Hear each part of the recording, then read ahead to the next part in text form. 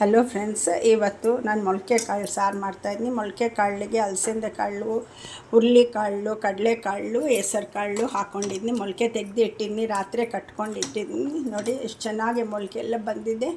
ಆಮೇಲೆ ಅದು ಒಂದು ವಿಸಿಲ್ ತೆಗೆಸಿದ್ದೀನಿ. ಫಸ್ಟು ಒಂದು ವಿಸಿಲ್ ಬಂದಮೇಲೆ ಅದು ಸೈಡ್ ಇಟ್ಕೊಂಡ್ಬಿಟ್ಟು ಮಸಾಲ ರುಬ್ಕೊಂಡು ಬಂದೆ. ಕೊಬ್ಬರಿ, ತೆಂಗಿನಕಾಯಿ, ಆಮೇಲೆ ಶುಂಠಿ ಬೆಳ್ಳುಳ್ಳಿ ಪೇಸ್ಟ್, ಚಿಲ್ಲಿ ಪೌಡರು, ಧನಿಯಾ ಪೌಡರು, ಕೊತ್ತಂಬರಿ ಸೊಪ್ಪು, 4 ಚಕ್ಕೆ 4 ಲವಂಗ ಹಾಕ್ಕೊಂಡು ಮಸಾಲ ಮಾಡ್ಕೊಂಡು ಬಂದೆ.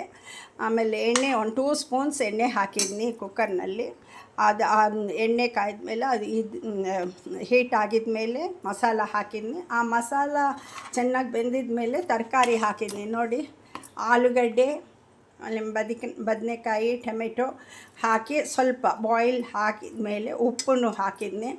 ಆಮೇಲೆ ಆ ಕಾಳು ಹಾಕಿಬಿಟ್ಟಿನಿ. ಸ್ವಲ್ಪ ಬೆಂದಿದೆಯಲ್ಲ, ತುಂಬ ಇದಾಗುತ್ತೆ ಅಂತ ಕಾಳು ಹಾಕಿ ಅದು ಸ್ವಲ್ಪ ಹೊತ್ತು ಇವಾಗ ಬಾಯ್ಲ್ ಆಗ್ತಾಯಿದೆ. ನೋಡಿ, ಸಾರು ರೆಡಿ ಆಗ್ತಾಯಿದೆ.